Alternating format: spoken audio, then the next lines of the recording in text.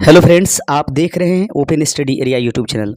Bihar librarian भर्ती 2025 के लिए बिहार लाइब्रेरियन की जो लाइब्रेरियन साइंस है वह बहुत ही मस्ट इम्पॉर्टेंट है, क्योंकि स्टेट एग्जाम्स में आपको लाइब्रेरियन साइंस से कुल मिलाकर के 100 क्वेश्चन के करीब करीब या 100 क्वेश्चन होगा एक्यूरेट रूप में पूछे जाएंगे। इसके लिए ज़रूरी है दोस्तों कि आपका लाइब्रेरियन साइंस बिल्कुल मजबूत होना चाहिए। तो आइए देख लेते हैं सुपर 30 क्वेश्चंस इस सेट में, जिसमें इतने महत्वपूर्ण क्वेश्चंस आपको अपलोड किया गया आपके लिए, जिससे कि आपको 100% इस 30 क्वेश्चनों में से कई क्वेश्चंस एग्जाम्स में देखने के लिए मिलेंगे। बने रहिएगा हमारे वीडियो में अंत तक और देखते चलिए सुपर 30। अंत में एक क्वेश्चन आपसे पूछेंगे। अगला क्वेश्चन यानी पहला क्वेश्चन है कि पुस्तकालय विज्ञान का कौन सा सूत्र सीडी रोम की व्याख्या करता है? Which law of the library science explains CD ROM? याद रखेंगे यह सेट जो होगा वह दो भाषीय है, अर्थात हिंदी और अंग्रेजी दोनों में। हम अगले क्वेश्चन से सिर्फ हिंदी पढ़ेंगे, अंग्रेजी में पढ़ने वाले कैंडिडेट जो हैं उसको देखते चलेंगे। पुस्तकालय विज्ञान का कौन सा सूत्र सीडी रोम की व्याख्या करता है? इस प्रश्न का राइट आंसर हो जाएगा बंधु ऑप्शन नंबर डी, पंचम सूत्र यानी पांचवा सूत्र पुस्तकालय विज्ञान का सीडी रोम की व्याख्या करता है। अगला क्वेश्चन देख लीजिएगा। प्रश्न आपके सामने दूसरा क्वेश्चन ये रहेगा स्क्रीन पर, याद रखिएगा। दूसरा नंबर प्रश्न है कि पुस्तकालय विज्ञान का कौन सा सूत्र कॉल नंबर लिखने के लिए पेंसिल के प्रयोग की वकालत करता है? बहुत ही इंपॉर्टेंट क्वेश्चन है कि पुस्तकालय विज्ञान का कौन सा सूत्र जो है वो कॉल नंबर लिखने के लिए पेंसिल के प्रयोग की वकालत करता है? दूसरा, तीसरा, चौथा या पांचवा? सेकंड, थर्ड, फोर्थ या law? Which law of the library science यानी कि advocates the use of the pencil of the writing call numbers? दूसरे प्रश्न का सही आंसर हो जाएगा एक बार फिर से ऑप्शन नंबर डी। दूसरे का ऑप्शन नंबर डी सही आंसर हो जाएगा, यानी पांचवा नंबर सूत्र जो है इसकी वकालत करता है। तीसरा नंबर क्वेश्चन आपकी स्क्रीन पर है और प्रश्न है कि मुख्य पुस्तकालय के 3 प्रकार कौन कौन से होते हैं? जो पुस्तकालय हैं उस पुस्तकालय के जो मुख्य प्रकार होते हैं 3, वो निम्नलिखित में से कौन है? What are the 3 main types of the libraries? सार्वजनिक, शैक्षणिक और विशिष्ट, सार्वजनिक, शैक्षणिक और राष्ट्रीय, सार्वजनिक, शैक्षणिक और विशिष्ट, और राष्ट्रीय, शैक्षणिक और विशिष्ट, सार्वजनिक, राष्ट्रीय और विशिष्ट। तीसरे नंबर प्रश्न का आंसर हो जाएगा, सही आंसर है ऑप्शन नंबर ए। याद रखेंगे पुस्तकालय विज्ञान के 3 प्रकार के कौन कौन होते हैं? तो याद रखेंगे सार्वजनिक, शैक्षणिक और विशिष्ट, ये 3 प्रकार के पुस्तकालय होते हैं। तीसरे का ऑप्शन नंबर ए इस प्रश्न का सही आंसर है। दोस्तों, यदि आप चाहते हैं कि ये सभी क्वेश्चंस आपको आसानी पूर्वक मिल जाए और आप इसको पढ़ पाएँ, ये किस बुक में मिलेगा और ये कहाँ से मिलेगा? तो दोस्तों, हमारा चैनल ओपन स्टडी एरिया जो है इस बुक को लॉन्च करता है। याद रखेंगे यह एक ई बुक होगा जो पीडीएफ के रूप में होगा, और इसे आप अपने व्हाट्सएप नंबर पर 364 पेजों में एक ई बुक है, उसको आप अपने व्हाट्सएप नंबर पर महज 50 रुपये में प्राप्त कर सकते हैं, जो कि ये आपके स्क्रीन पर चल रहा है। और यह व्हाट्सएप नंबर जो नीचे चल रहा है जो कि 9709693057 है, इस पर आप जो है 50 रुपीज़ में 50 रुपये में ओनली परचेज कर सकते हैं। इसमें कुल मिलाकर के 1050 क्वेश्चंस, 550 MCQ और 500 वन लाइनर है। तो दोस्तों, अगर आपको चाहिए तो आप हमें ज़रूर इस व्हाट्सएप नंबर पर व्हाट्सएप कर लीजिएगा, और यह लाइब्रेरियन साइंस का 100 नंबर अंकों के लिए 1050 क्वेश्चंस 364 पेजों में मात्र 50 रुपीज़ में परचेज कर लीजिएगा।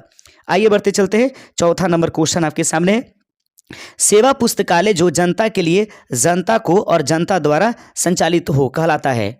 यानी कि वैसा पुस्तकालय जिसको सेवा पुस्तकालय जो जनता के लिए, जनता को और जनता के द्वारा संचालित होती है, इसमें से निम्नलिखित में से उसको क्या कहेंगे? प्रश्न चौथे का सही आंसर हो जाएगा ऑप्शन नंबर ए। इसको हम लोग सार्वजनिक पुस्तकालय यानी कि पब्लिक लाइब्रेरी के नाम से जानते हैं।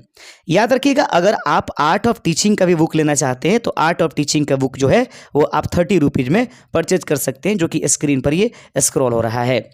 आगे बढ़ सकते हैं। यूनेस्को द्वारा प्रथम सार्वजनिक ग्रंथालय मैनिफेस्टो कब तैयार किया गया था? यूनेस्को के द्वारा प्रथम सार्वजनिक ग्रंथालय मैनिफेस्टो कब तैयार किया गया? When was the first public library manifesto prepared by UNESCO? UNESCO द्वारा प्रथम सार्वजनिक ग्रंथालय मैनिफेस्टो कब तैयार किया गया? इस पांचवे का सही आंसर हो जाएगा ऑप्शन नंबर ए 1949 में। दोस्तों हमारे ई बुक का सभी क्वेश्चंस जो होगा वह हिंदी और अंग्रेजी में होगा, जिससे कि हिंदी और अंग्रेजी के अलग अलग डिफरेंट तरीके से जानकार किसी प्रकार की कोई समस्या में नहीं पड़ेंगे। बिल्कुल ऐसे ही वो टाइप किया गया है और आपको आपके व्हाट्सएप नंबर पर उपलब्ध कराया जाएगा। यूनेस्को द्वारा इफ्ला के सहयोग से सार्वजनिक ग्रंथालय मैनुअल में किस वर्ष संशोधन किया? यूनेस्को द्वारा इफ्ला के सहयोग से सार्वजनिक ग्रंथालय मैनुअल में किस वर्ष संशोधन किया गया? छठे का सही आंसर हो जाएगा ऑप्शन नंबर डी 1972 में इसका संशोधन किया गया है। 7वां नंबर क्वेश्चन देख लीजिएगा। यूनेस्को और international federation of library association IFLA द्वारा, याद रखेंगे कभी कभी इफ्ला का जो है फुल फॉर्म भी पूछ सकता है, UNESCO of international federation of library association, इसको इफ्ला कहते हैं, के द्वारा किस वर्ष नवीन सार्वजनिक ग्रंथालय घोषणा पत्र तैयार किया गया? सही आंसर है 7वें नंबर प्रश्न का right answer option number B 1994 इसका राइट आंसर हो जाएगा।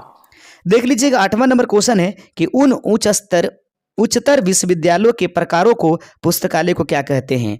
यानी उन उच्चतर विश्वविद्यालयों के प्रकार के पुस्तकालयों को क्या कहते हैं? Libraries of the higher education institution are known as, यानी उच्चतर विश्वविद्यालयों के पुस्तकालयों को हम लोग किस नाम से जानेंगे?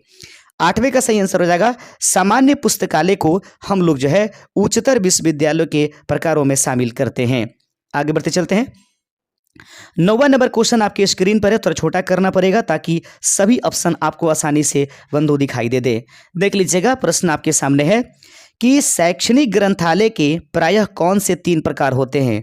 बहुत ही सुंदर प्रश्न आपके स्क्रीन पर है, उसको ध्यान से देख लीजिएगा।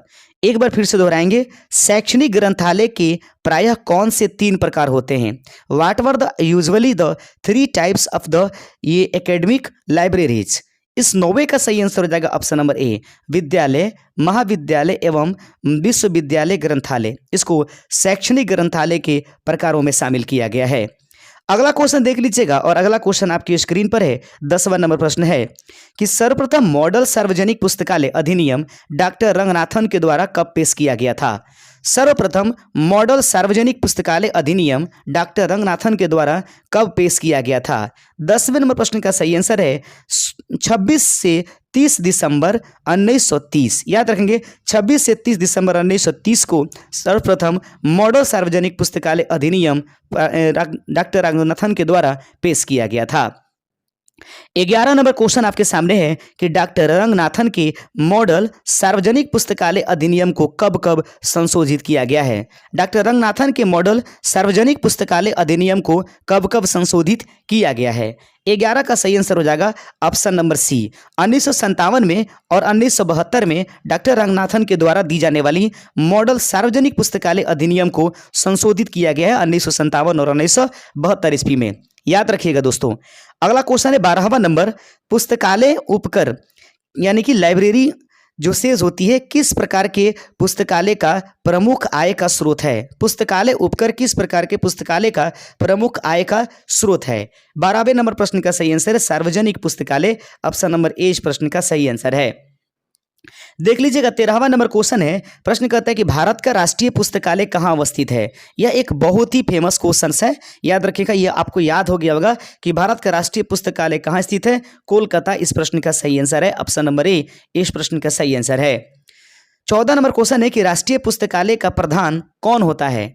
यानी कि who is the head of the national library? राष्ट्रीय पुस्तकालय का प्रधान कौन होता है? 14 का सही आंसर हो जाएगा ऑप्शन नंबर ए निदेशक जनरल जो होता है वो राष्ट्रीय पुस्तकालय का प्रधान माना जाता है। 14 का ऑप्शन नंबर ए इस प्रश्न का सही आंसर है।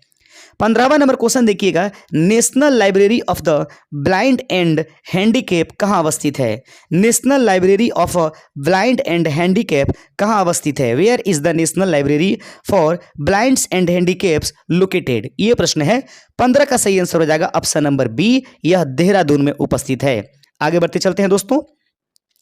याद रखेंगे कभी भी आपको लगे कि नहीं यह बुक हमारे पास आ जानी चाहिए तो आप जरूर हमारे व्हाट्सएप नंबर 9709693057 पर इसको परचेज अवश्य कर लीजिएगा। आगे बढ़ते चलते हैं। अगला क्वेश्चन है, नेशनल साइंस लाइब्रेरी NSL कहाँ अवस्थित है? नेशनल साइंस लाइब्रेरी जो NSL बोलते हैं वह कहाँ अवस्थित है? 16 नंबर प्रश्न का सही आंसर है ऑप्शन नंबर सी जो है वह NCR दिल्ली में उपस्थित है। आगे बढ़ते चलते हैं। अगला क्वेश्चन है 17 नंबर है कि नेशनल मेडिकल लाइब्रेरी कहाँ अवस्थित है? नेशनल मेडिकल लाइब्रेरी कहाँ उपस्थित है? सही आंसर है 17 का ऑप्शन नंबर सी, एम्स नई दिल्ली में जो है वह नेशनल मेडिकल लाइब्रेरी उपस्थित है। अगला क्वेश्चन है 18 नंबर कि संसाधन सहभागिता में क्या शामिल नहीं है? संसाधन सहभागिता में क्या शामिल नहीं है? 18 का सही आंसर है ऑप्शन नंबर सी, पाठक जो है संसाधन सहभागिता में शामिल नहीं होता है। दोस्तों, यदि आप हमारे चैनल पर नए आ रहे होंगे तो अपने क्लासेस को लगातार जारी रखने के लिए और लगातार पढ़ते रहने के लिए हमें सब्सक्राइब ज़रूर कर लीजिएगा। अगर आप हमारे इस यूट्यूब से ज्वाइन करते हैं, यानी कि ज्वाइन बटन पर क्लिक करके हमारे यूट्यूब की सदस्यता लेते हैं, तो ऐसे में आपको लाइब्रेरियन जो जीके जीएस है और मैथ्स रीजनिंग है उसके जो है आपको PDF फ्री में प्रदान कर दिया जाएगा। याद रखेंगे, जीके जीएस साइंस का और लाइब्रेरी का जीके जीएस तथा मैथ्स रीजनिंग आपको फ्री में प्रदान किया जाएगा इसका PDF, यदि आप हमारे चैनल पर सदस्यता अर्थात ज्वाइन करते हैं। आगे बढ़ते चलते हैं। 19 नंबर क्वेश्चन आपके सामने कि संसाधन सहभागिता में क्या शामिल होता है? संसाधन सहभागिता में निम्नलिखित में से क्या शामिल होता है? 19 का सही आंसर है सभी स्रोतों एवं कर्मचारियों की सहभागिता। संसाधन सहभागिता में क्या शामिल होता है? तो सभी स्रोतों एवं कर्मचारियों की सहभागिता जो है वह शामिल होती है। तो दोस्तों 20वां नंबर क्वेश्चन है कि DDC का प्रथम संस्करण कितने पृष्ठों में प्रकाशित हुआ? तो सही आंसर है कि DDC का प्रथम संस्करण जो है वह दोस्तों 44 पृष्ठों में जो है वह जो प्रकाशित हुआ था। तो दोस्तों आज के इस सेशन में महज हम इतने ही 20 ही क्वेश्चन को आपके लिए रखते हैं। यदि आपको हमारा यह चैनल अच्छा लग रहा होगा और हमारे वीडियो अच्छे लग रहे हो तो लाइक कर दीजिएगा, अपने दोस्तों में शेयर कर दीजिएगा। और अंत में जाते समय हम आपसे एक प्रश्न जरूर पूछेंगे, अगर आपका यह आंसर सही हुआ तो हम आपको कमेंट बॉक्स में आपको रिप्लाई जरूर करेंगे। तो आइए देखते हैं आज का क्वेश्चन क्या है। यानी आपके लिए एक प्रश्न है, DDC में किस प्रकार के अंकन का प्रयोग किया गया है? DDC में किस प्रकार के अंकन का प्रयोग किया गया है? अगर आपका आंसर सही होता है तो हम आपको रिप्लाई करेंगे। ऑप्शन है 0 से 9, A to Z, A से Z यानी कि स्मॉल लेटर में, कैपिटल लेटर में, या 0 से लेकर के 9 तक। तो आप जरूर हमें इसका कमेंट कीजिएगा और यदि आपको बुक चाहिए तो हम इससे परचेज अवश्य कर लीजिएगा। शुक्रिया, जय हिंद, मिलेंगे बहुत जल्द।